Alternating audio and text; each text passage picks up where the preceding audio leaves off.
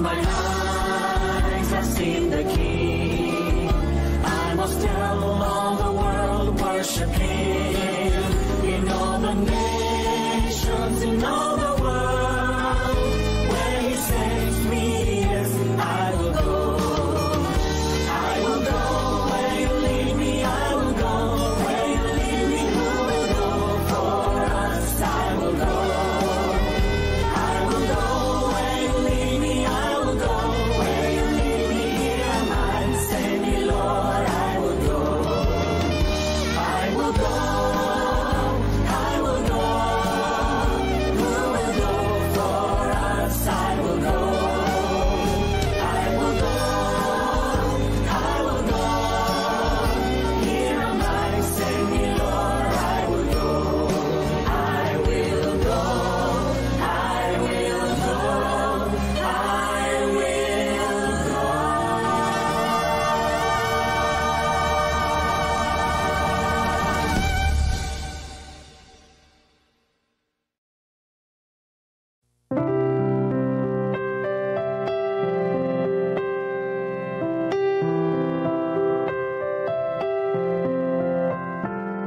When life lets you down and you feel more broken than whole,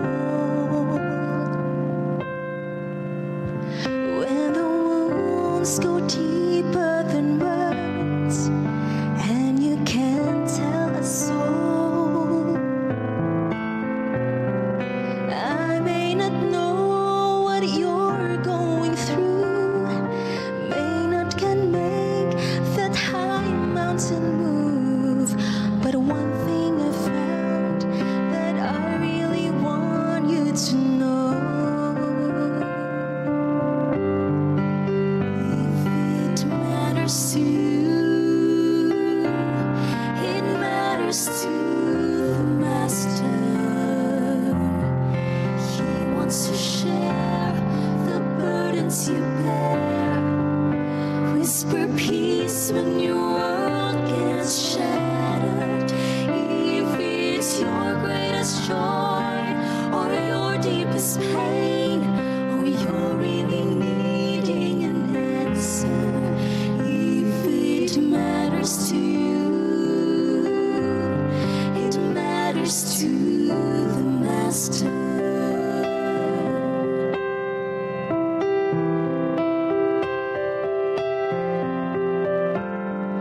Friend, do you think the maker and giver of life is far too busy to care about your trouble and strife? He sees a sparrow that falls to the ground and hears the tears that don't make a sound. If you only knew how precious you are in His sight. If it matters to you, it matters to the Master. He wants to share the burdens you bear. Whisper peace when your world gets shattered. If it's your greatest joy or your deepest pain, or you're really needing an answer, if it matters to you, it matters to the Master. If it's your greatest joy or your deepest pain, or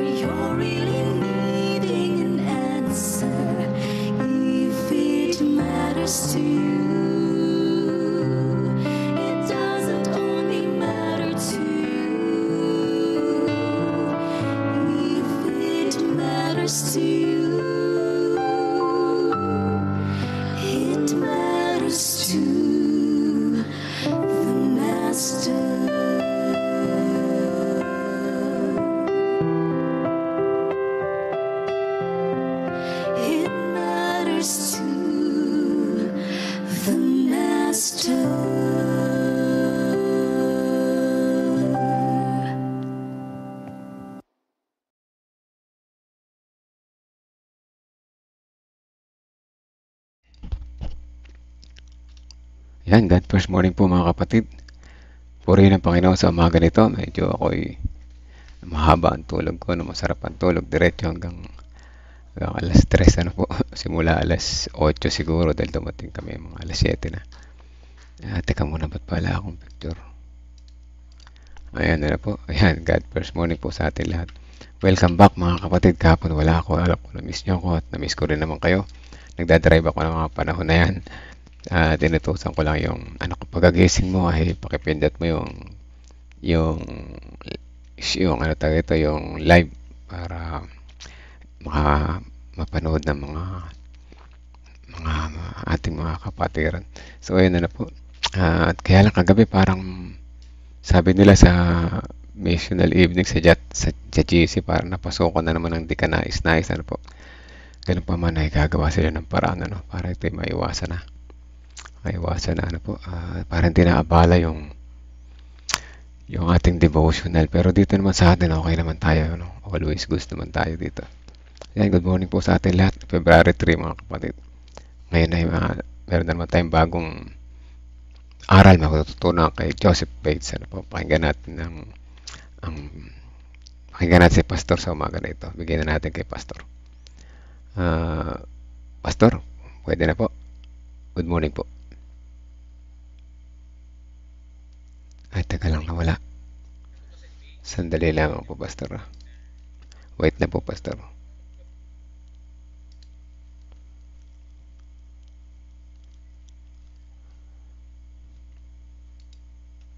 Bakit hindi ko makita? Sandali po. Ayan, sandali lang po. Sound check nga po, Pastor.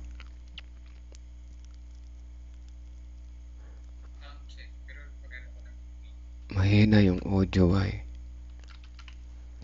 Mahina po. Natuklasan ni Bates ang tunay na reforma. Pastor, pwede pakalakas po ng konti. Ba't humina po? Kaya nakita niyo na yung video? Apo, nakita ko pero mahina. Lakas ako na lang. Sige po.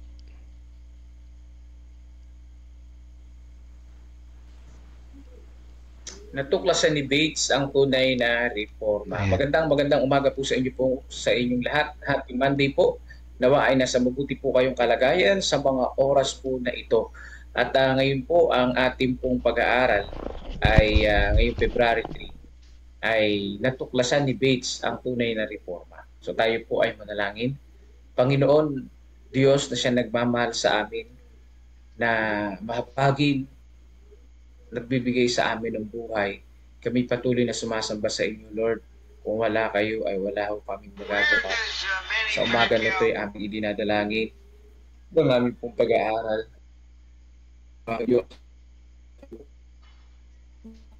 Reforma, katulad ni Joseph Bates. Salamat, Panginoon, sa pagkising niyo po sa amin at pagbigay sa amin ng kalakasan sa banal na pangalan ni Jesus. Amen. So babasahin po natin at magbibigay tayo ng reflection mamaya. 2 Peter 3:13, ngunit ayon sa kanyang pangako ay naghihintay tayo ng bagong langit at bagong lupa kung saan ang katwiran ay naninirahan. Yung pong mga unang natuklasan ni Bates, no? Ay siyempre yung araw ng linggo, sabi niya akala niya yun yung banal. Pero ang banal na araw ay Sabado ayon sa Biblia. Natuklasan din nila later on, no? At kanilang ipinabuhay yun na sila ay nangili ng araw ng Sabat. So sabi dito, naghihintay tayo ng bagong langit at bagong lupa. Unang nakatagpo ni Bates ang aral tungkol sa malapit ng pagbabalik ni Kristo sa pamamagitan ng isang lokal na ministro, ngunit ang ideyang ito ay hindi gaano umunlad sa kanyang isipan hanggang noong 1839. Sa taglagas ng taong iyon ay narinig niya ang tungkol sa pangangaral ni William Miller na si Kristo ay darating noong mga 1843. No, parang naulit-uli yung natin in January. Nang tumutol si Bates sa isipang iyon, may nagsabi sa kanya na si Miller ay gumagamit ng maraming bagay na nasulatan upang patunayan ang kanyang punto Hindi nagtagal ay dumalo si Bates sa isang serye ng mga pagpupulong ng Adventista at labis na nagulat na malaman na sino man ay maaring magpakita ng anumang tungkol sa oras ng ikalawang pagparito ng tagapagligtas. Sa pag-uwi mula sa unang lektura ay pinahayag niya sa kanyang asawa, iyan ang katotohanan yung tungkol sa pagdating ni Jesus. Ang kanyang susunod na hakbang ay basahin ang Miller's Evidence from Scripture and History of the Second Coming of Christ. Grabe sila, no? Talagang mapagbasa sila. Para sa taong 1843, buong pusong tinanggap ni Bates ang turo ni Miller. Kaya naging una siya na magiging Seventh-day Adventist na yumakap at lumahok sa kilusan ng Millerite Advent. Yan. Di nagtagal, nangibabaw ang Millerismo sa buhay ni Bates na sa kalaunan ay inagawang oras na dati niyang inilalaan sa reformang panlipunan. Sa puntong iyon, ang ilan sa kanyang mga kaibigan ay nagtanong sa kanya kung bakit hindi na siya dumadalo sa mga pagpupulong ng mga pagtitimpi at abolisyonistang lipunan. Ang sagot ko ay, sabi niya sa kanila, na sa pagtanggap sa doktrina ng ikalawang pagparito ng tagapagligtas, nakita kong sapat na ang aking buong oras sa paghahanda para sa gayong kaganapan. Yun. Sa pagtulong sa iba, nagawin din iyon. At ang lahat ng tumanggap sa doktrinang ito ay dapat at kinakailangan maging mga tagapagtaguyod ng pagpipigil at pag-aalis ng pagkaalipin. Sinabi pa ni Bates sa kanyang mga kaibigan na mas marami pa ang maaring magawa sa pagtatrabaho sa pinagmumula ng problema kung tutuusin ang mga bisyo na inahangad na puksain ng iba't ibang reformang panglipunan ay bunga ng makasalanang pamumuhay. Ngunit ang pagbabalik ni Kristo ay magbubunga ng isang biglaang at ganap na pagkalipol ng lahat ng kasamaan. Kaya ang Millerismo ay naging pinakahuling reforma para kay Bates. Napagpasyahan niya na hindi maaaring baguhin ng tiwaling sangkatawan ang katiwalian. Ang pagparito ni Kristo ang tanging tunay at permanenteng solusyon. Mula pa sa pasimula ay naging isang makabuluhang pinuno si Bates sa Millerismo bilang isa sa 16 tao na tumawag sa unang sesyon ng pangkalahatang komperensya noong 1840 at namuno sa isa noong May 1842. Ang mga responsibilidad na iyon ay naglagay sa kanya sa isang posisyon kung saan maaari niyang pasimulan ng pag-unlad ng mga Adventista na nangingilin ng Sabat noong huling bahagi ng 1840. Pinatubayan ng Diyos ang bawat akbang ni Joseph Bates at ganoon din ang ginawa niya para sa iyo at sa akin. Ang ating gawain ay hindi ang tumakbo sa unahan, kundi ang sundin ang kanyang pangunguna sa araw-araw. Yan. So, ngunit tayo ay nag-iintay sa pangako ng bagong langit at bagong lupa kung saan ang katwiran ay naninirahan. So, ibig sabihin si Joseph Bates, nagsimula po siya sa pagreforma sa katawan, pag-alis ng mga bisyo. Ayan, nagsimula siya doon hanggang sa masumpungan niya yung pong tungkol sa ikalawang pagparito ni Jesus Christ na ipinangaral ng mga Millerites.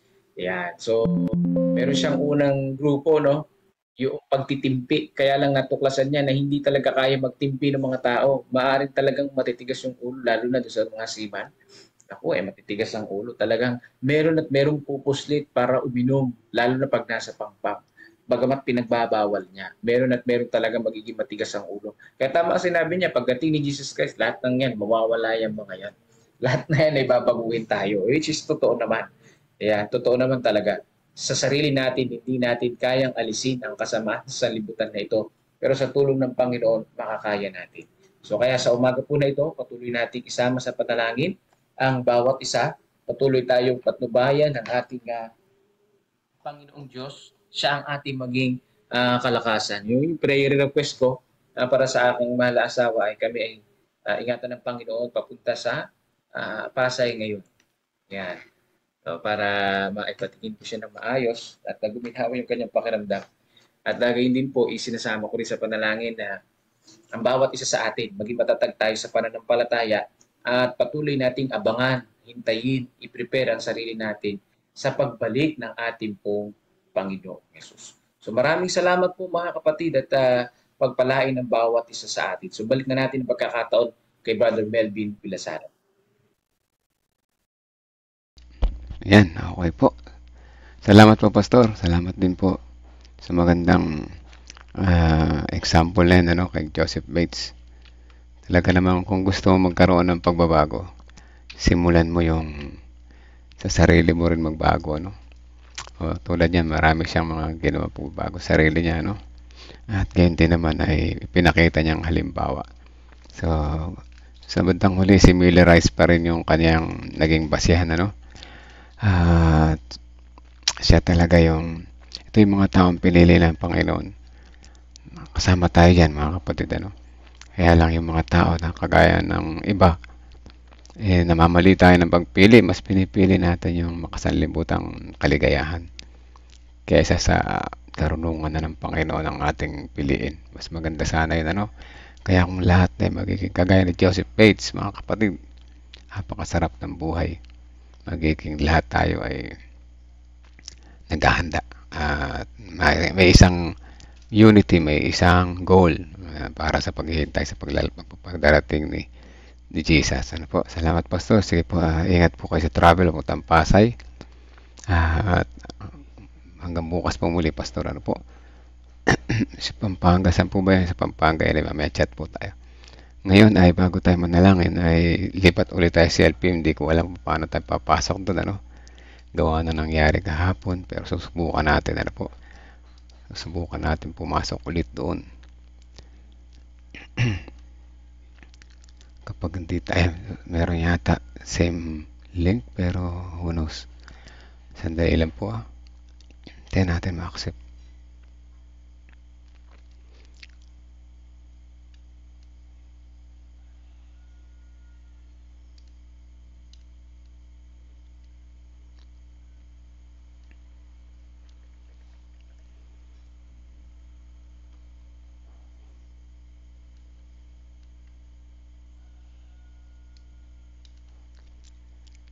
Walang accept, pero bakit?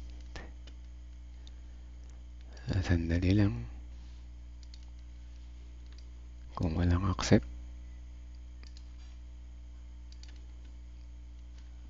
hanap tayo ng ibang daan. I love Monday.com. Oh, no. Ang lakas.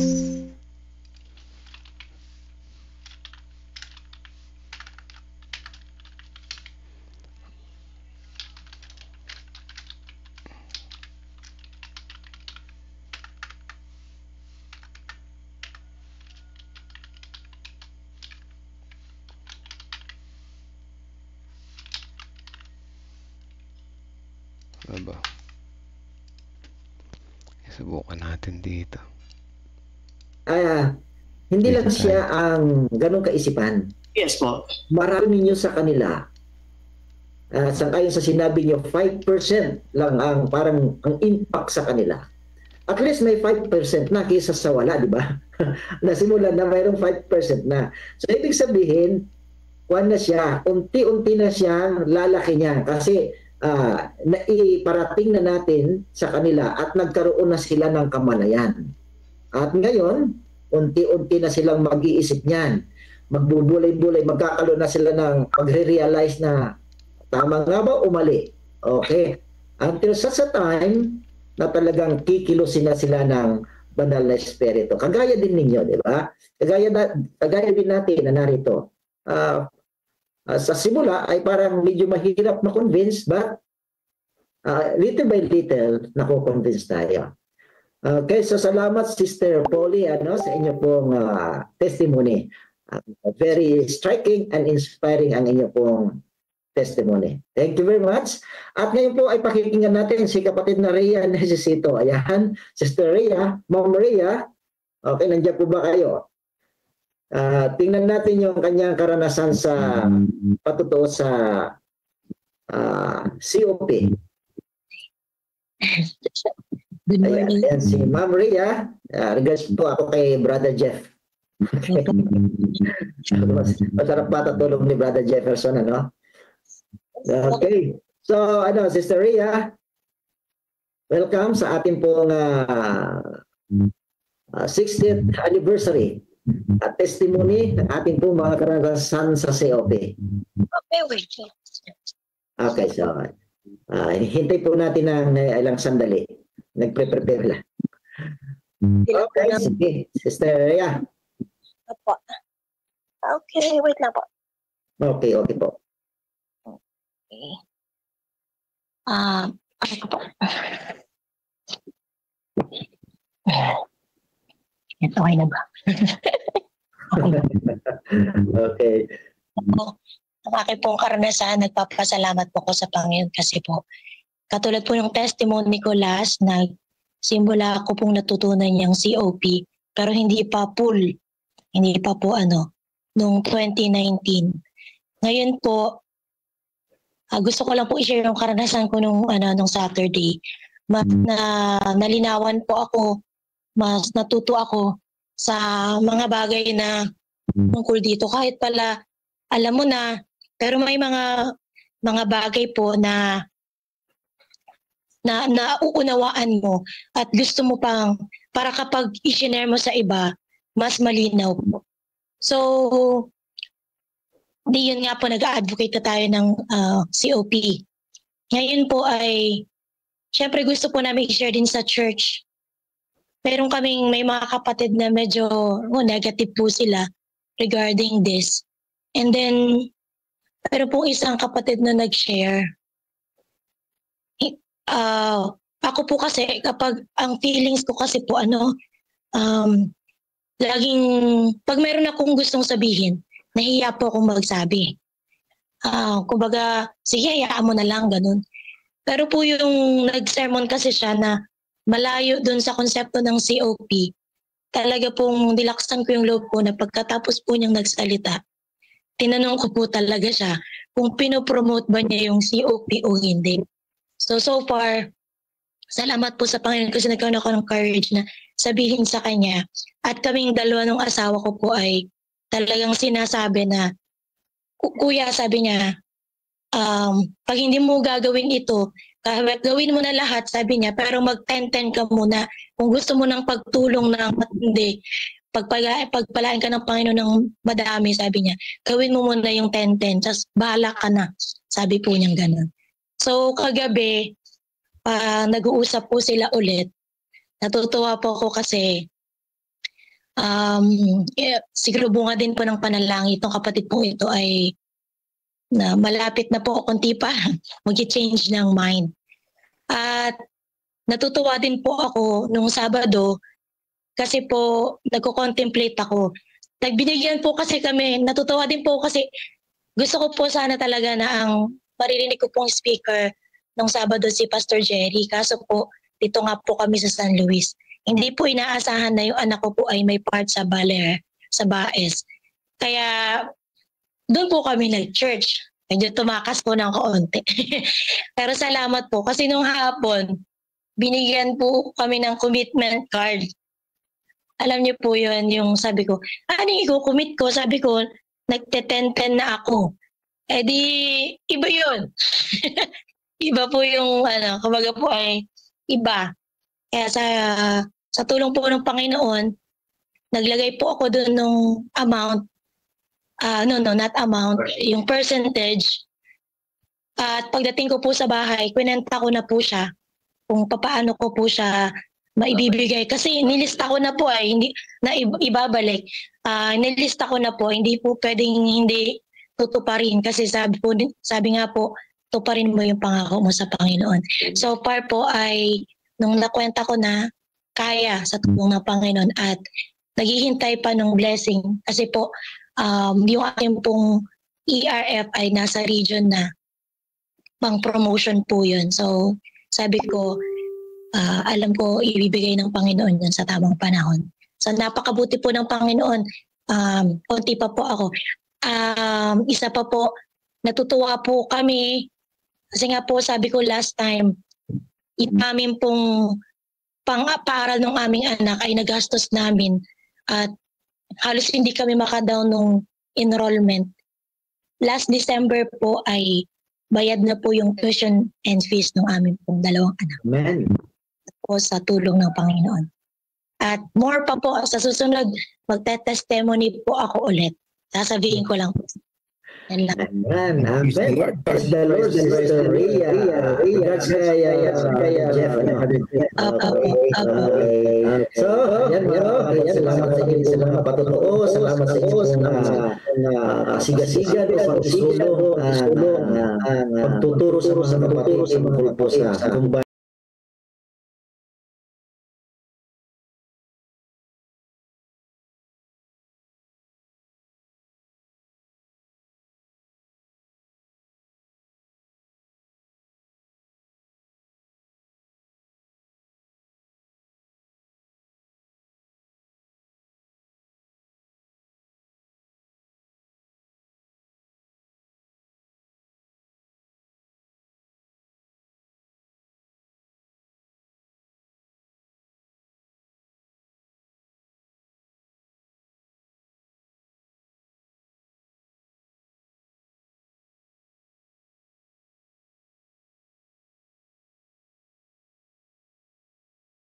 A rigorous budgeting informs the allocation of funds, enhancing efficiency and mission. At the same time, a robust auditing system contributes to transparency and accountability, checking whether funds are spent according to policy, and providing regular reports about each institution's financial practices. However, developing accountability and transparency is not only the responsibility of treasurers and auditors. The effectiveness of this vital process also depends on the way we return tithes and offerings and the importance we attribute to receipts after we give. Receipts are not only our right to have, they are our duty to expect. But obviously, receipts can only be provided to those who identify themselves in the real or virtual tithe and offering envelopes. For this reason, tithes and offering envelopes should be widely available in Adventist churches. When you use your envelope or give electronically, be sure you understand all giving options, that you clearly indicate what is tithe and what is offering, and that your offering will be distributed to equitably uphold the mission of the church at the same time locally, regionally, and internationally, as Jesus told us to do in Acts 1:8. This fair distribution happens automatically when you give unassigned offerings in countries or regions that have implemented the combined offering plan. While loose offerings may be an acceptable option, it is only when you identify yourself in the physical or virtual envelope and expect to receive a receipt that a chain of conditions is established for auditors to effectively perform their duty. However, if, for instance, you decide to give your tithe anonymously without using an envelope, it may likely be recorded by the church treasurer as an offering. Consequently, it may not fulfill God's sacred purpose for the tithe. This example highlights the importance of using the envelope and identifying ourselves when giving, with the expectation of receiving a receipt. Once you have the receipt, it is advisable always to verify if the amount stated on it corresponds to what was given, and if the resources were allocated to the purposes that you indicated. This church is the body of Christ, with Him as its head, and He desires that all things be done in an orderly manner. As we work together to keep the church's financial system reliable and efficient, may we put our desires last and God first. Trusting God and putting God first in every aspect of life makes all the difference when we face difficult times. Ed Nilsson and Rose work with a small refrigerated truck delivering frozen goods to supermarkets in Manaus, Brazil. But after they were robbed 3 times, they lost nearly everything they owned, accumulating a significant amount of debt. Not knowing what to do, they got down on their knees.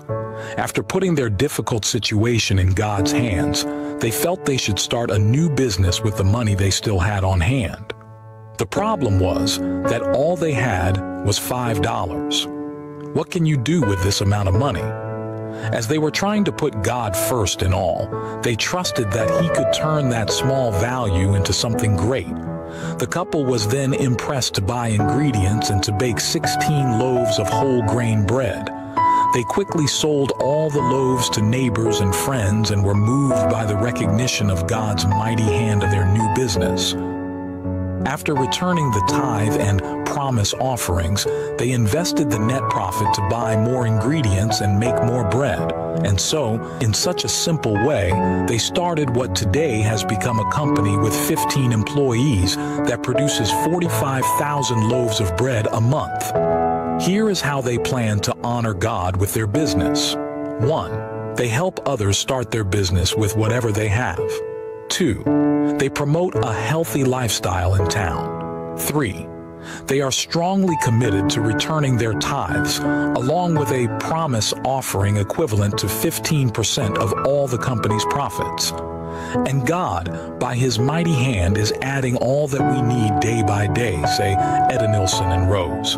As we return our tithe and promise offering, may we put our desires last and God first.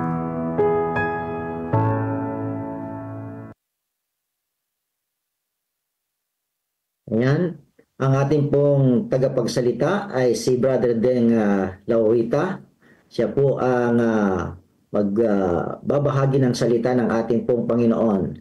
At pagkatapos po niya ay magkakaroon din po tayo ng united prayer, ano? Ang adoration and confession, pangungunahan po ni Pastor Dan Harapa, at ang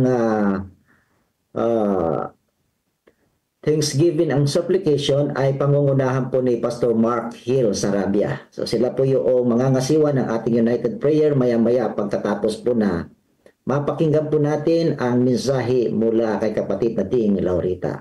Ibigay po natin sa kanya ang panahon. Brother Ding?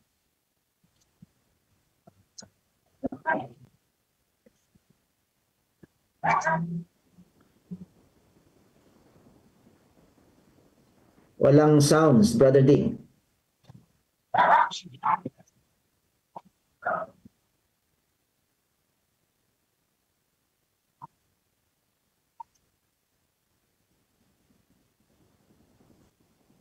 Okay, so atin pong hintayin sandali ang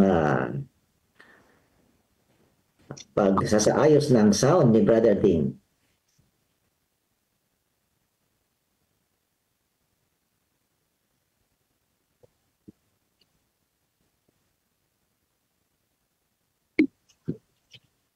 May cellphone mo. Ayan po, so samantalang atin pong hinihintay si Brother Ding Laurita sa paghahanda ng kanya pong mensahe ngayong umagang ito ay akin pong hinihingi ang inyo pong atensyon, mga minamahal na mga kapatid. Hello po, sir. Wala pa po? Wala pa? Mayroon na. Ayan na. Okay, okay na po. Okay. Yan. Tuloy po natin idalangin ang ating pong platform, ano po, upang higit pong gamitin ng Panginoon na maisaayos ito. Okay, bigay po natin ang panahon kay Brother Ding Laurita. Okay, magandang umaga po. Happy God First Morning po sa ating lahat. Pastor Joey. Happy God First Morning din po. Okay, ang ganda-ganda po ng inyong background, Pastor. Amen. Po ay humahanga sa inyo pong background. Napakaganda. Ano po. So sa ating pong minamahal na Pangulo, Pastor Jerry Stabilio, God First Morning po. Pastor Lord at Sir Joel Manlungan sa ating pong headquarters. Sa lahat po natin pong mga kapatid na narito sa YouTube Live, sa Facebook Live at sa ating Zoom. Happy God First Morning po sa ating lahat mga kapatid. So ang ating pong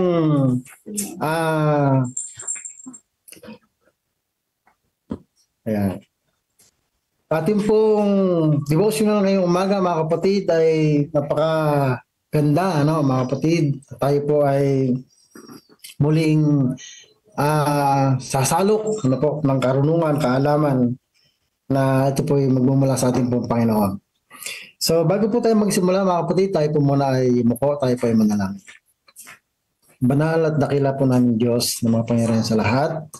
Tuloy po namin kayong pinupuri, pinapasalamatan sa umagang ito na kami po ay inyo pong binangon, mataglay po kami pong mga buhay. Salamat po Ama sa karapatang ito na muli po kaming mag-aaral ang inyong mga salita.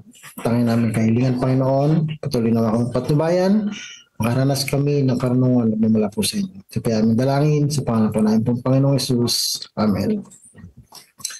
Okay. So muli po, magandang umaga sa ating lahat mga kapatid. Tayo po ay purihin natin ating Panginoon. Ano po, sa kanyang kagandahang loob, sabat sa po sa atin.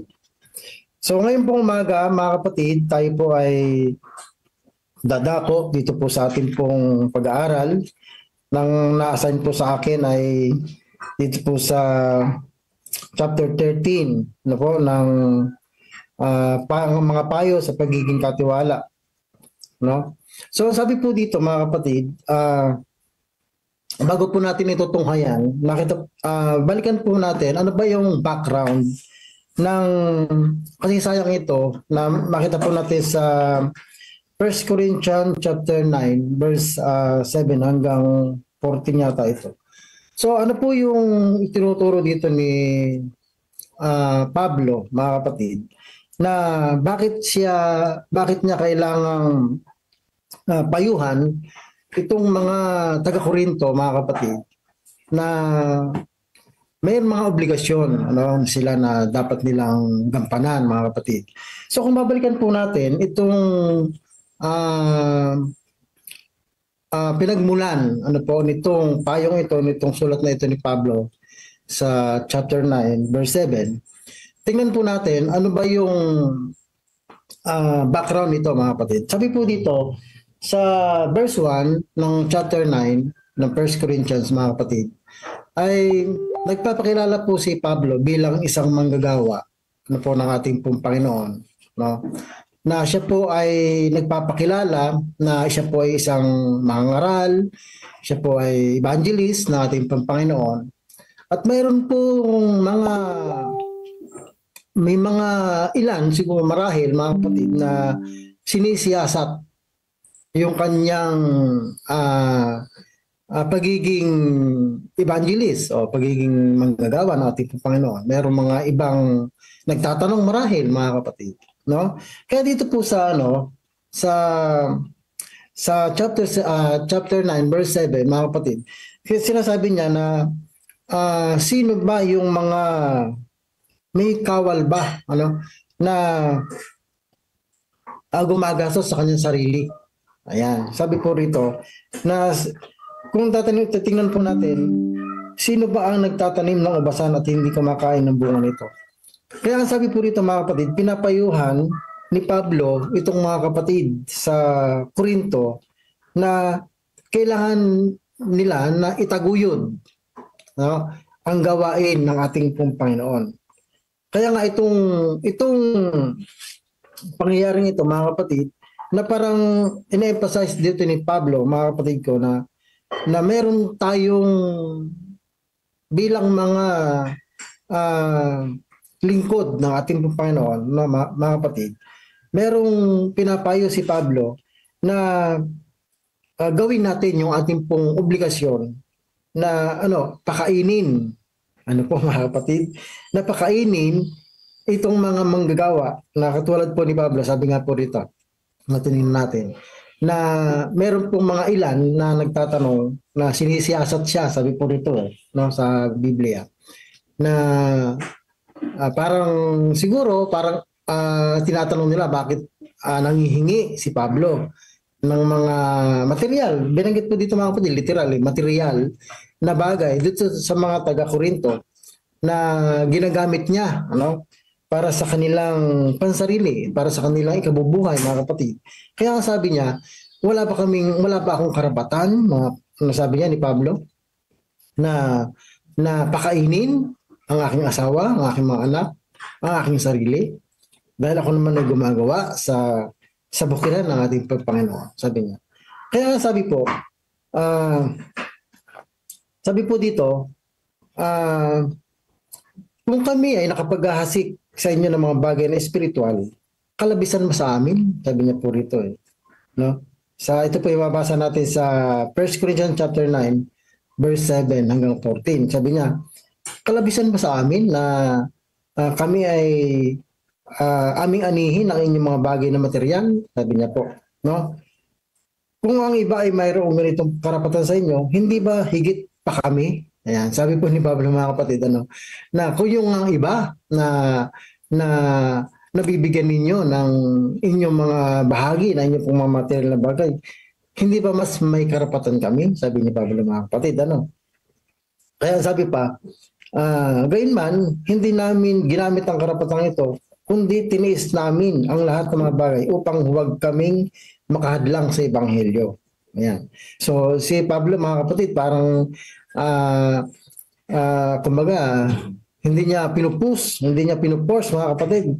Ito, mga kapatid, na sige, kung yun ang niya, sabi ko siguro ni Pablo, mga kapatid, sabi pa rito, hindi ba ninyo nalalaman na ang mga gumagawa ng paglilingkod sa templo ay kumakain ng mga bagay na mula sa templo, at ang mga naglilingkod sa dambana ay mga kabahagi ng mga handog sa dambana.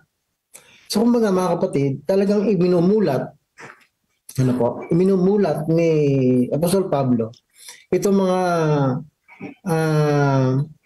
naaralan niya sa Corinto, mga kapatid, na meron po talagang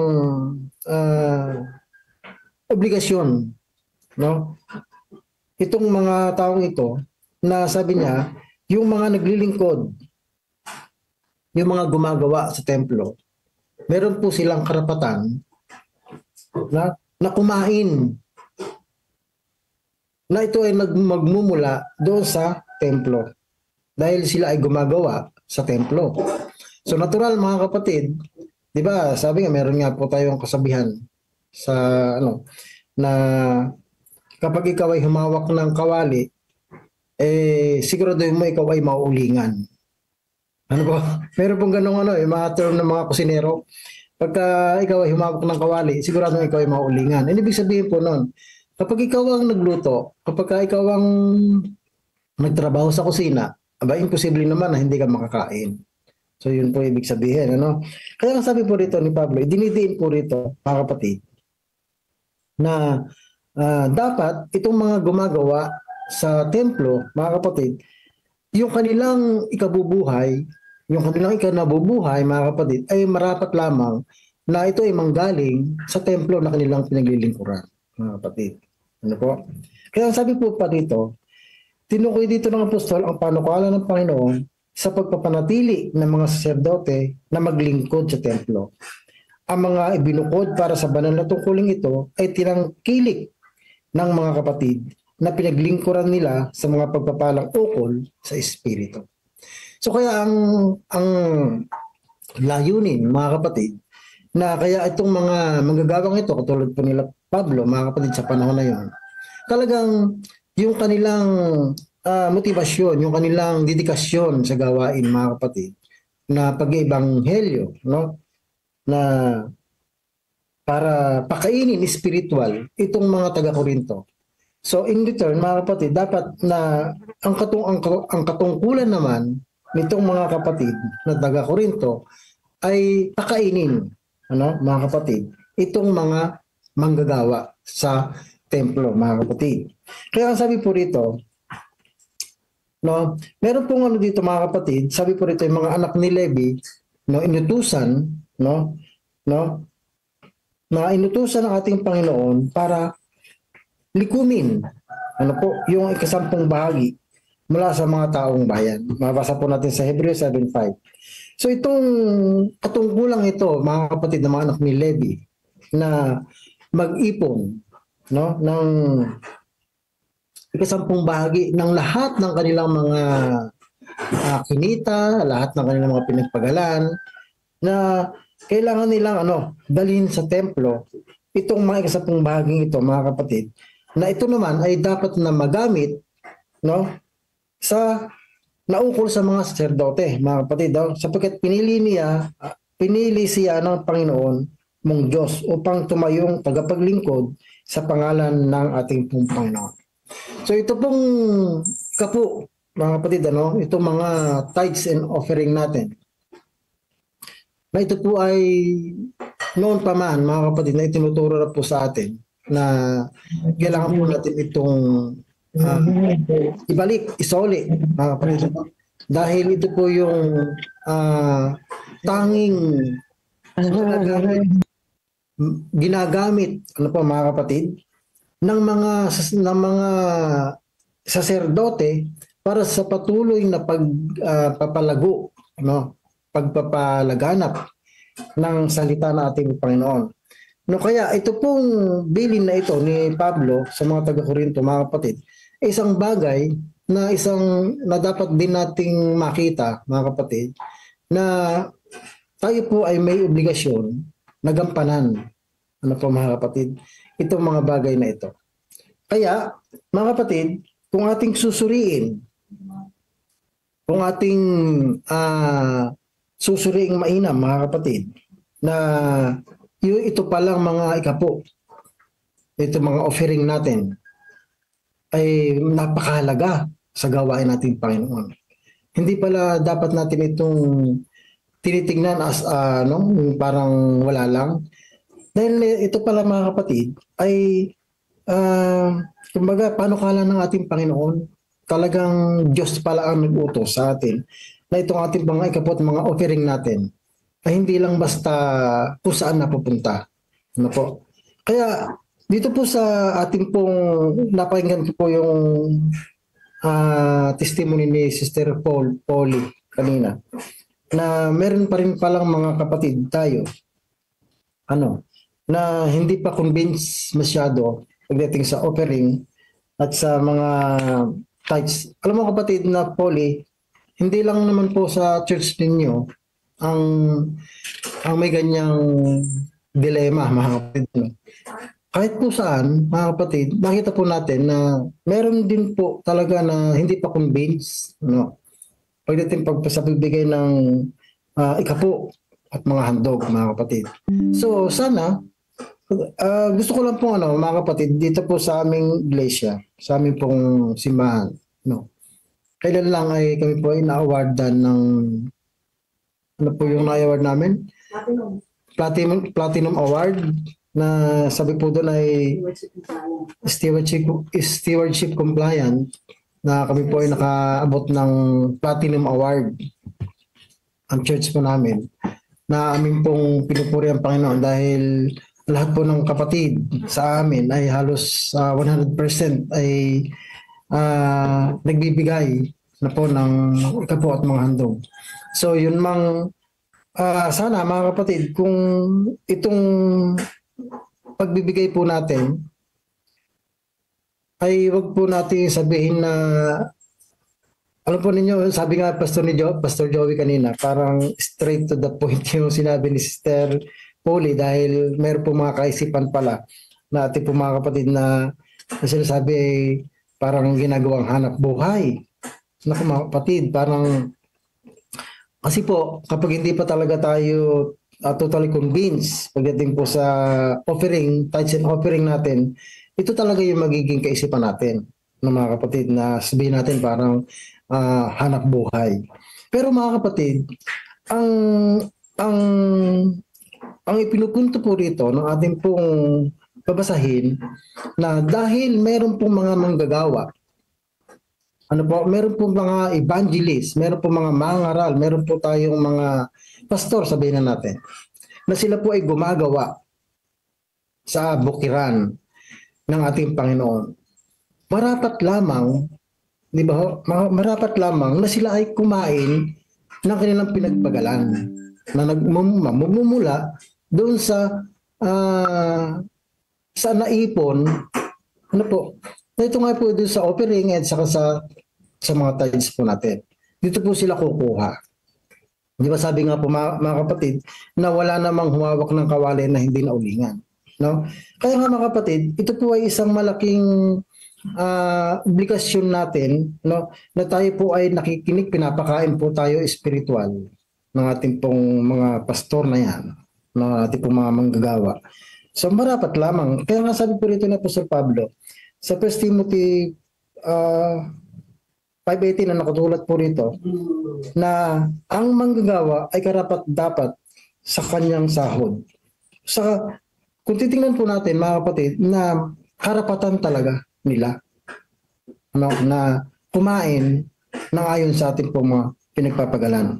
So kaya nga po mga kapatid, ito po ang ating pong pinag-aaralan ngayong umaga na may kinalaman po sa pagbabalik ng ating pong mga ikapo at mga handog, mga kapatid. So, pagdating po dito sa usaping ito, mga kapatid, parang itong ating pong mga ikapo, hindi po talaga ito atin eh. Kumbaga, kaya nga ibabalik natin, isusuli natin. Ibig sabihin, hindi po ito sa atin. No? Kasi nga, ang Diyos na ang unang nagbigay. Laging binabanggit po ni Pastor Jerry na God gave first. Siya yung unang nagbigay. No, kaya ibabalik natin kung ano ibinigay niya sa atin. Di ba mga kapatid? Parang ganun lang eh. Napakasimple na ang Diyos ang unang nagbigay sa atin, then ibabalik natin yung ibinigay ng Diyos para sa atin. At isa pa mga kapatid, pagdating po sa COP, parang ang ilan sa atin mga kapatid ay nami-misinterpret. Pasensya na po sa salitang misinterpret na po mga kapatid. Kasi ang kaisipan ng ilan sa atin, mga kapatid, ng iba sa atin, pag sinabi ang COP, ang pumapasok agad sa isip natin, mga kapatid, pag pera ang ibinigay natin, COP, siyempre cash yun, mga kapatid. Ang kaisipan nating mga tao, mga kapatid, kapag nagbalik tayo ng COP o nagbigay tayo ng COP, ang iniisip natin agad, pera din ang ibabalik ng Panginoon sa atin. So ganun ba ang ibig sabihin nun mga kapatid? So marami pong mga blessing ang pwedeng ibalik ng ating Panginoon, hindi lang pagdating sa pera. So marami po yan mga kapatid na hindi natin nalalaman na hindi lang pala pinansyal ang pwede natin maging matanggap na blessing sa ating Panginoon. Itong ating katawan, no, isa ng napakalaking blessing na tayo ay hindi nagkakasakit, hindi tayo na-hospital, kumakain tayo 3 times a day, at yung iba may merienda pa, mga kapatid. Hindi ba isa ng napakalaking blessing? Wala tayong utang. Ayan mga kapatid, So, payapa ang ating buhay. So, ang COP, mga kapatid, ang Combined Operating Plan, mga kapatid, hindi lang ito tumutukoy sa pera, mga kapatid ko. Siguro, secondary na lang kung talagang ibubuhos ng ating Panginoon ang ating po mga resources, ang ating po mga financial status, mga kapatid. No? So, kaya tayo, ngayong umaga, mga kapatid, ang payo po sa atin, balatsahin po natin, Malakias 3:10, na kung titingnan po natin, hinahamon tayo ng ating Panginoon. No? Hinahamon tayo. Ang sabi niya, subukin niyo ako ngayon, sabi ng Panginoon. No? Kung di ko bubuksan sa inyo, no? Mga kapatid, sabi po rito, Malakias 3:10, dalhin ninyo ang buong 10 bahagi sa kamalig upang magkaroon ng pagkain sa aking bayan o bahay. At gayo'y subukin ninyo ako ngayon, sabi ng Panginoon ng mga puno. Tignan ninyo kung hindi ko bubuksan para sa inyo ang mga bintana ng langit at ibubuhos ko sa inyo ang isang pagpapala na walang sapat na kalalagyan. So mga kapatid, isang hamon para po sa atin mga kapatid, na kapag tayo po ay nagbigay sa ating pong Panginoon, huwag na po nating isipin kung ito man ay hahawakan ng kahit na sinong tao, lalo tigit ang ating pong treasurer, Sir Joel. Huwag na nating isipin kung saan niya dadalhin. Basta ibinalik natin sa Panginoon to, bahala na ang Panginoon sa kanya. Yun po yung ating pong, yun po yung aking sa aking sariling pananaw. Kahit na sino humawak ng pera na yan, basta ibinalik ko sa Panginoon, yung aking mga ikapo, wala na akong karapatan kung saan nila dadalhin. Basta ako po ay nagtapat, nagbalik sa ating Panginoon, mga aking pong ikapo at mga handog, bahala na yung mga tao kung saan nila dadalhin. Basta ako malinis po ang aking na sa gawain ng Panginoon ko ito binigay. So, dapat na bala na sila mga kapatid kung saan nila gagamitin. So, ang payo mga kapatid po sa atin, ni Apostol Pablo, na tayo po ay may obligasyon at tayo po ay hinahamon natin Panginoon na ibalik yung para sa Kanya at tingnan natin, subukin daw natin siya mga kapatid. Subukin ninyo ako ngayon. Kung di ko ibabalik, ibibigay, bubuksan ang pintuan ng langit at upang ibuhos ang mga pagpapala na walang sapat na silid na kalalagyan. Ayan po, magandang umaga po. Happy God first morning po sa ating lahat. Amen. Amen. Maraming salamat, Brother Ding, sa napakagandang mensahe na inyo pong ibinahagi sa umagang ito.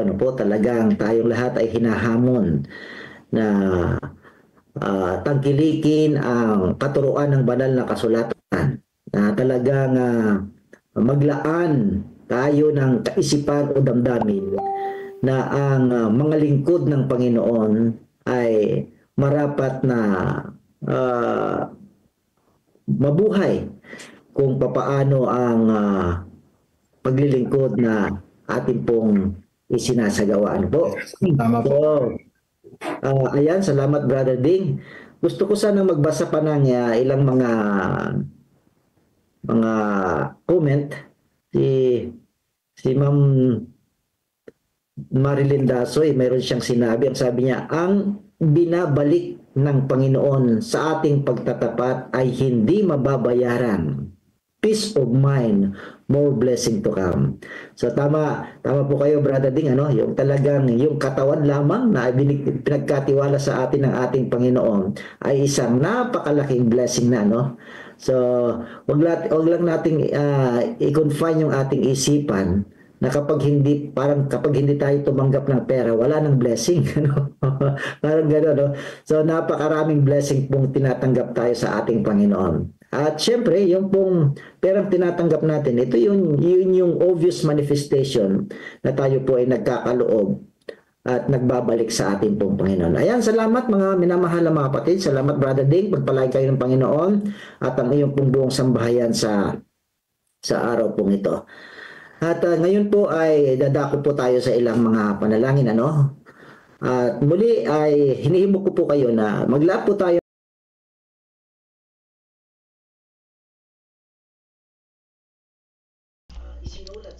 Ayan, salamat po. God bless na po sa atin lahat nito. Pinagpala tayo ng Panginoon sa magandang lesson sa umaga nito. Sandali nga, ba't di ko na-escape? Ayan. Naguguluhan ako sa double audio. So, yan. Sandali. Tayo mag-reflect mga kapatid. Po? Sa magandang lesson. Actually, napakaganda ng lesson. Hihimayan natin yan ng mabilis. Sa aking nakitang magandang mensahe sa umaga na ito. Ngunit, nawawala yung aking. Ayan. Okay. Meron ba akong sound? Meron. Sige po. Meron daw, unang-una ay ano daw ba yung prinsipyo ng pagsuporta sa ministry? So, sabi dito si Pablo ay hinentulad yung gawain ng mga ministro sa iba pang mga profession. Alba, may doktor, abogado, mga ganyan. Profession. So, ang ministry ay isa rin namang profession. Kagaya ng LE, mga ganyan. Pagbebenta naman, iba naman yun. Binigyan din na naglilingkod na spiritual na aspeto ay nararapat na suportahan sa material na bagay. So, kapag sila ay naglilingkod, nararapat na sila ay suportahan sa material na bagay. Paano sila ay dapat na makinabang, sabi nga ni kapatid na nag-message, So, kaya yung ating mga tithes and offering, ginagamit niya sa gawain, Lalo na yung mga tithes, sweldo sa pastor. Kasi nga, yan ay sila yung nangangaral at sila din naman ay dapat na makatanggap ng material na benepisyo. Benefits po yun, hindi naman kalakihan yun, mga kapatid. Ang alam nyo lang sahod ng pastor. Okay, malulungkot, pero sila ay dedicated sa kanilang gawain. Si Jesus nga mayaman ba siya? Hindi naman, pero siya ay dedicated. Ganon ang mga dedikasyon ng mga pastor, ano po, sa gawain, hindi sa pinansyal, hindi sa material, ano. O sabi dito ay ano ba yung spiritual at material na benepisyo? Dalawang klase yung binanggit dito, mga kapatid, spiritual at saka material na benepisyo. Sabi sa quote, tinanong ni Pablo kung hindi ba't makatarungan na maghintay ng material na suporta ang mga ministro. Sabi ni Pablo, hindi ba makatarungan na maghintay ng material na suporta yung mga ministro, yung mga pastor? Sabi, at kung sila ay nagbibigay ng spiritual na mga benepisyo, kung sila yun ang naglilingkod, nagbibigay ng spiritual benefits sa atin, mga kapatiran, di ba marapat na sila naman ay makatarungan na maghintay ng material blessing, di ba? So, sabi dito, ipinapakita natin dito na yung ugnayan ng spiritual at material na aspeto ng buhay. Ito daw ay konektado, mga kapatid. Ano? Connection. May connection yung material blessings at yung spiritual blessings. Ano po? At sabi dito, ang connection ng pagtatanim ng spiritual na mga binhi at pag-aani ng material na suporta ay nagpapakita ng pagtutulungan. Pagtutulungan pala yan, mga kapatid. Ano? Hindi lang puro tayo yung tumatanggap ng spiritual blessing. Tayo din naman yung nag-give ng material blessing para sa kanila. Kung saan yung material blessing, hindi naman sa atin, mga kapatid. Yan ay pinagkatiwala lang sa atin ng Panginoon. Tayo yung kanyang mga katiwala. O, di ba? O, tapos tuloy natin dito. Sabi dito pagtutulungan sa bawat isa sa loob ng komunidad ng mga Kristiyano, mga kapatid. Kung tayo ay tunay na Kristiyano, nasa loob ng komunidad ng Kristiyano, na marapat na tayo makipagtulungan sa loob ng ating komunidad. Ngayon, kung tayo kontra, tayo natin dito, hindi tayo matatawag na tunay na Kristiyano. Mapakasakit isipin, mga kapatid. At pag hindi tayo kay Kristo, alam nyo na kung kanino tayo. Kay Satan tayo. At siguradong kasama na malilipol sa huli ang mga kasama ni Satan, mga kapatid. Mag-ingat po tayo sa mga kontra dyan. Baka meron kayong may kontra dyan, ay kausapin niyo po ako. Baka may tulong akong paliwanag po sa inyo. No?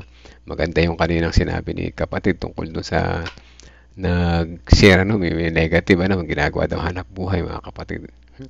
Nakakalungkot na ganito yung kanyang kaisipan. Marumi yung kaisipan ko dati, pero mas marumi yung kanya. Grabe, sabihin mo ba namang ginagawang hanap buhay ang gawain ng Panginoon, mga kapatid? Oh no, si Satan ay nasakop ng buo ang kanyang puso. Nakakalungkot, sa ganung pananalita, sa panahon ngayon, pag di siya nagbago, ako ay sigurado na yun, nasusulat sa banal na kasulatan, pinili niya ang kalaban. At pag di siya nagbago, hindi siya makakapasok sa langit na bayan. Sayang yung kanyang tinanggap sayang yung kanyang tinanggap na kaligtasan kung sa pamamagitan ng salapi siya ay mahuhulog, mga kapatid. Po? Huwag natin kagayahin yan. At sabi dito ay kung saan ang mga nagbibigay ng spiritual na tulong, yan, yung mga pastor, ay hindi dapat pabayaan sa kanilang material na pangangailangan. Huwag nating pababayaan yung ating mga pastor. Pag meron silang material na pangangailangan, tulungan natin. Kasi sila yung nagbibigay sa atin ng spiritual na benepisyo. At sa huli, ito yung voluntary sacrifice sa evangelism na napakaganda. Gusto kong dagdagay sinabi ng nag-share ng message. Hindi niya ito nabasa ng diretso hanggang sa dulo na naputol. Ganun pa man ay baka hindi niya lang napansin. Sabi dito, bagamat iniiwasan ni Pablo na gamitin ang karapatan niyang suportahan, iniiwasan ni Pablo na iniiwasan ni Pablo na gamitin yung kanyang karapatan na suportahan siya. Parang ongat karapatan ni Pablo na suportahan siya o ng mga pastor. Suportahan sila sa material na bagay, sa pangailangan. Iniiwasan niya ito. Kasi pinapakita niya yung kanyang kusang loob na pagsasakripisyo. Ayan, mga kapatid, maganda ito, nagustuhan ko ito. Halimbawa, ako si Pablo, ako ay ministro, ako ay pastor. Karapatan ko yung material benefits, pero iniiwasan ko, sabi ni Pablo, iniiwasan ko. Dahil mas gusto ko yung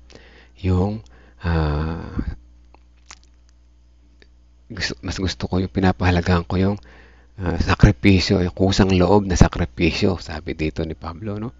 At karamihan kasi sa atin, may naririnig ako, no? Hindi naman sa negative yung isip ko sa ibang mga kapatid. May budget ba? Ay, walang budget, walang gawa.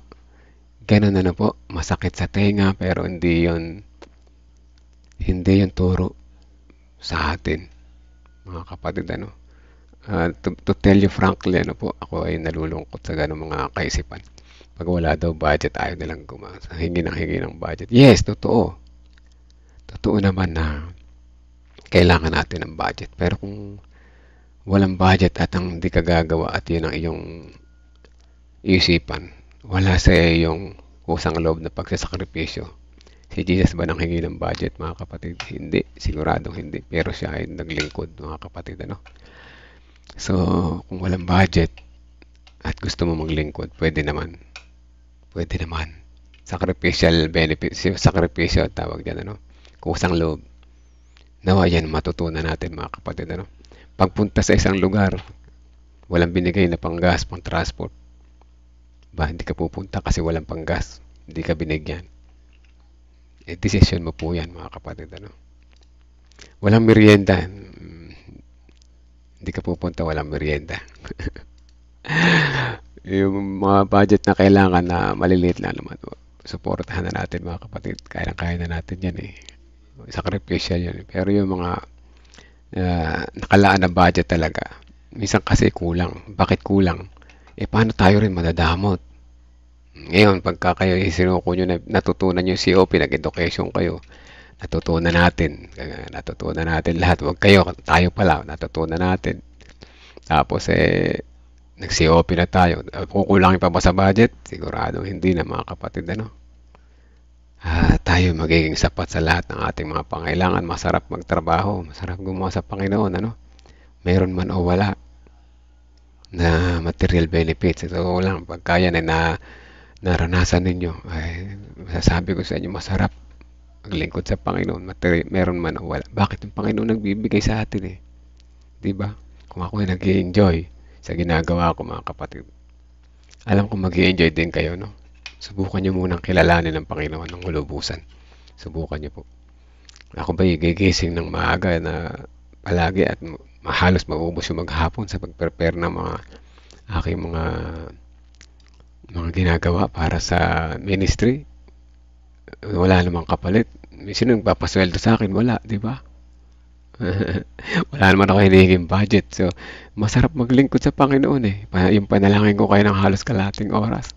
Meron ba akong natatanggap sa inyo? Wala. Hindi ko yan kasi hinihintay. Yan ay sacrificial benefits, mga kapatid. Masarap maglingkod sa Panginoon. O, yan, ano? O, sabi ni Sister Helen, wag po tayo maging professed Christian. Okay, totoo, no? Marami nga po ginagamit ang gawain sa personal. Yes. O, napangailangan. Kaya po nung sabi niya, more on material ang iniisip ng iba. Lumakad po tayo. Gaya ni Kristo. Yan ang tinatawag dyan, ano? Kaya lagi natin gawing halimbawa si Kristo. Kaya siya na umuwi sa lupa. Kaya siya bumaba dito dati para maging halimbawa. Ano? Sister Helen, ano? Buti pa ikaw, naintindihan mo po, ano? Alam ko naririnig niyo rin yan, pero wag niyo sisitahin yung mga ganun, ano? Wag niyo nalang gayahin. Wag niyo nalang gayahin. Kasi alam natin, ang ipanalangin natin sila. Kasi tunay naman na minsan talaga kailangan ng hindi masamang magtanong, ano, lalo na sa ating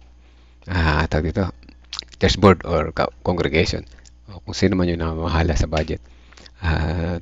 Kung actually pinag-uusapan ng bawat programa, no, hindi masamang tanungin yung budget. Pero kung talagang kulang at pati yung at hindi na paglaanan yung iba, pwede silang i-remind, baka naman pwede pa magawa ng paraan. Pero yung kukontra tayo dahil lamang sa kulang sa budget o walang budget, masama po, no? So yan, ating patuloy na pagsikapan na matapos yung stewardship education. Kung ako'y natutunan ko yan, matututunan nyo rin, ano? Matutunan nyo rin po, at sigurado ako na kapag yan ay natutunan nyo, malalaman nyo yung kung gaano tayo kamahal ni Jesus, ano? At Rebi, wag mag-isip ng hindi maganda. Yan. Ang mahalaga ay tayo ay tapat sa pagbabalik ng blessing na tatanggap natin. Praise the Lord, Ate Reby. Kasi nga sa yung mga nag-iisip na hindi maganda, nasakop ni Satan yung puso niya ng mga oras na yun, ano? So, huwag niyo Kuya Johan, 26 kayo dyan. Manalangin tayo mga kapatid, ano? Ating ipanalangin ng bawat isa. Kadalasan, nagtatrabaho ka na, naglabas ka pa, pero masaya ka. Praise the Lord. Sa Diyos ang kapurihan, Ate Reby, di ba? Yan ang tapat na paglilingkod. Yung iba nga, hindi na nagtatrabaho. Hindi pa rin naglalabas. Puro papasok, masama. Yan yun na sila at atin nila sila ipanalangin, ano? Kasi pagka atin silang pinansin, alam niyo po yung mga yan, pag pinansin nyo, lalong magagalit. Parang apoy, pag sinindihay, pag hinipan nyo, lalo lalakas.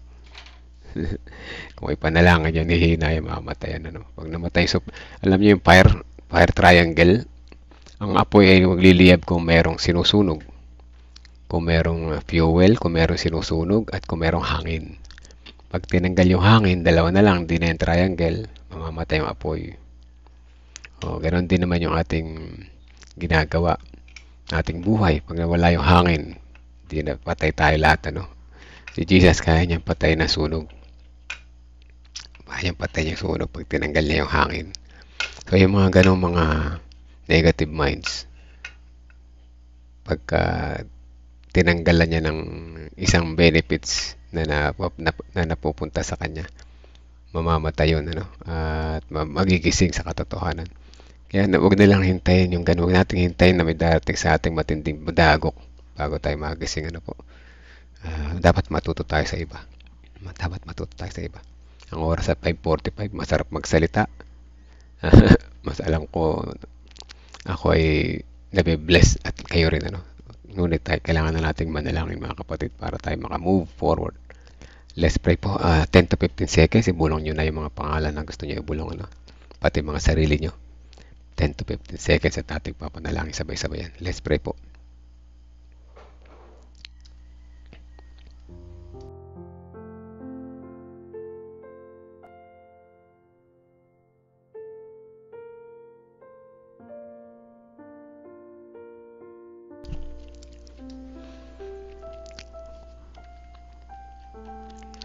Let's pray po mga kapatid. Amang banal na makapangyarihan sa lahat, salamat po sa umaga na ito, sa panibagong buhay, panibagong kalakasan, panibagong pag-asa na inyo ibinigay sa amin. Salamat sa reminder na ang aming pagtatapat sa inyo ay mahalaga. Mahalaga sapagkat ito ang aming pagbabalik na ikapo ay nararapat para aming i-worship o tanggapin ang inyong pagmamahal na binigay sa amin. Ibalik namin ang para sa iyo. At ang amin namang pangakong handog ay proportion ng aming ikapo na kung saan pagpapakita namin ang pagpapasalamat sa inyong mga kabutihan sa aming buhay. Tunay na ang inyong pangako sa amin ay ibinabalik nyo sa amin ang aming mga ibinibigay din naman. At kami tunay na nabe-bless. O dakilang Diyos. Salamat sa halimbawa ng sakripisyo, na pagkukusang loob na sakripisyo na bagaman ito ay para sa gawain ay makapagsakripisyo kami ng kusang loob ay napakaganda. Masarap po sa puso, tunay ang mapagbigay. Kaya kami po ay tunay na nagpapasalamat. Sinasamahan niyo kami sa bawat umaga na unawa namin buhay. Ngunit meron kaming mga kapatiran na hindi ito maunawaan. Tulungan niyo po kami na makapag-share sa pamamagitan ng testimony, sa pamamagitan ng mga kaparaanan na inyong ibinuturo sa amin upang ang majority naming mga makikinig sa amin ay maunawaan ito at tutulong ng Holy Spirit. Makatulong po kami sa stewardship education o dakilang Diyos sapagkat itong ugat ng lahat upang amin itong maunawaan. At sa huli, makita namin ang inyong kabutihan. Isuko namin ang aming puso ng tapat. Magkaroon kami ng character development o dakilang Diyos. Maraming salamat po sa mga haral na ito. Tunay na ramdam po namin ang inyong pagmamahal. Sa pagpapatuloy, nais namin isama sa panalangin si Sister Abel Hermino sa kanyang kagalingan, si Brother Ramon Hernandez patuloy na kalakasan, recovery, kaya din si Nanay Juning Alpindo, Gayun din si Ma'am Carmen, si Doc Partida, o dakilang Diyos. Kailangan po nila ng iyong tulong sa sandali na ito, sa kanilang pagpapagaling, sa kanilang pagpapalakas, sa kanilang patuloy na sa magme-ministry. O dakilang Diyos, samahan niyo po sila sa kanilang pamumuhay araw-araw. Patuloy na sila ay maging daluyan ng inyong pagpapala, o dakilang Diyos. Gayun din naman si Tatay Divino Alabanza at si Ma'am Karin, itong kanyang parents, sa kanilang pag-travel papunta sa Pasay. Ingatan po sila, ilayo sana makapamakan. Panalangin din namin si Brother Gerald na anak ni Sister Melissa sa kanyang trabaho sa malayo. Siya po yung samahan, lalo na sa kanyang pagdedesisyon sa buhay, ang kanyang kalakasan, kalusugan sa bawat sandali. Gayun din naman si Brother Buboy sa kanyang patuloy na pagtitraining, Sister Estrella Joy sa kanyang pagtatrabaho sa malayo, dakilang Diyos. Gayun din naman ang Harvest 2025, patuloy namin sinasama sa panalangin, at ang CLPM sa kanilang, sa lahat ng departments, lalo na sa pagpapalaganap ng online ministry. Tulungan niyo po sila, o dakilang Diyos. Maraming mga tumutulig sa, maraming mga naninira, maraming mga pumapasok na ng gugulo sa aming program.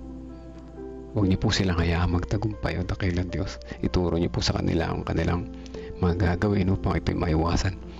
Dalangin din namin patuloy ang comfort sa family ng mga astrero sa pagkawala ng kanilang mahal sa buhay, Gayun din naman si Sister Ana Rospel Hermino sa kanyang pagpapagaling sa karamdaman. Kayo po patuloy niyang maranasan ang inyong mapagpagaling na kamay, o dakilang Diyos.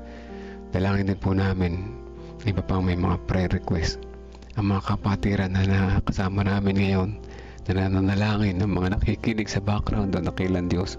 May binubulong po kami sa aming mga sariling isipan at puso sa inyo, na aming nais na ilapit sa inyo sa umaga na ito.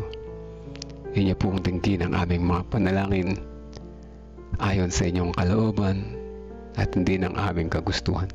Dalangin din po namin ang sambayan ni Sister ni Ate Revi Padilla, kasama na yung mga kapatiran sa Leonardo Church, yung mga bagong binyagan, at patuloy na sila ipatatagin sa kanilang pananampalataya. Malusog ng kalusugan ng aming panalangin para sa bawat isa. At gayon din ang sambayan ni Sister Belinda Salvania, Sister Nimpa Rivera, ang sambayan ni Sister Vicky, kasama na yung kanyang mga personal pagsubok na pinagdaraanan sa buhay. Gayon din naman ang sambayan ni Ate Lorna at Kuya Bobby, ang sambayan ni Sister Teresita Dairet Reyes, kasama na yung kanyang mga anak, manugang at apo. Ang sambayan ni Ma'am Jamie ng buong Guys Pupils, Guys Parents, Guys Kids, at ng mga teachers, ang kanilang mga pinansyal na pangailangan. Patuloy na inyo po itong ipag-provide sa kanila.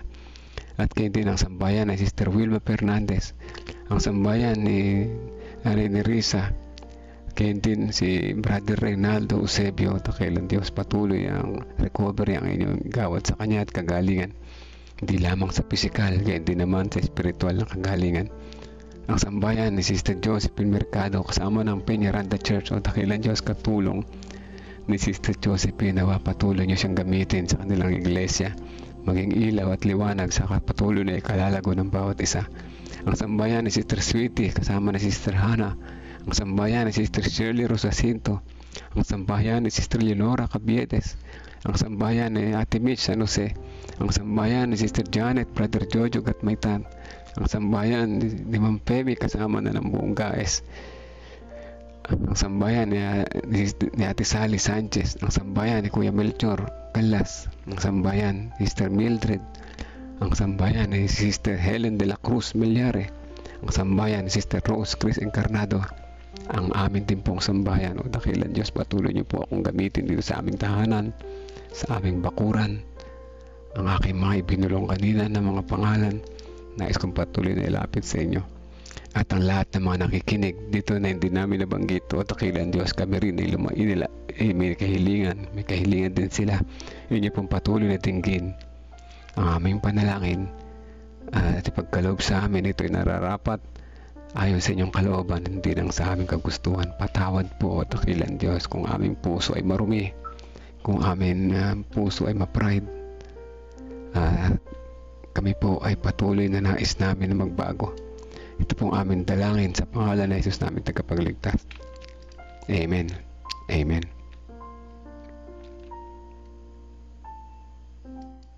Amen po mga kapatid. Salamat sa prayer warriors. 10 minutes prayer pala dinarasan ko. 10 minutes pa o 9 anyway. Salamat sa Panginoon at tayo pinagpala sa umaga na ito. 5:54 ng umaga. Tuloy-tuloy tayong gagawa. At salamat sa mga patuloy na sumama sa panalangin. Appreciate ko po. At alam nyo, hindi lamang ako'y natutuwa. Number 1, natutuwa si Jesus. Tapos tayo ay sama-samang nananalangin mga kapatid. At sama-sama tayong natututo sa kanyang mga aral. Yung mga akalat na yan, ginandyan, lalo na yung Bible. Dahil siguradong dyan tayo matututo. Dyan tayo lalago. Yan ang gagamitin natin para tayo magamit na maging liwanag sa ating nasasakupan. Praise the Lord mga kapatid. At hanggang dito na lamang ang live. Bukas ulit mga kapatid. Hintayin ko ulit kayo. At God first morning po sa ating lahat.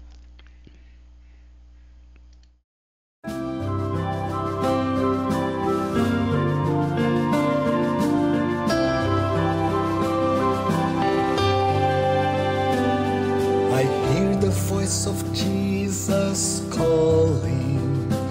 My answer is, I will go. I see the need of people crying. My answer is, I will go. I go to share the message of love. I go to share the blessed hope. But if I get discouraged, I call to Jesus' help.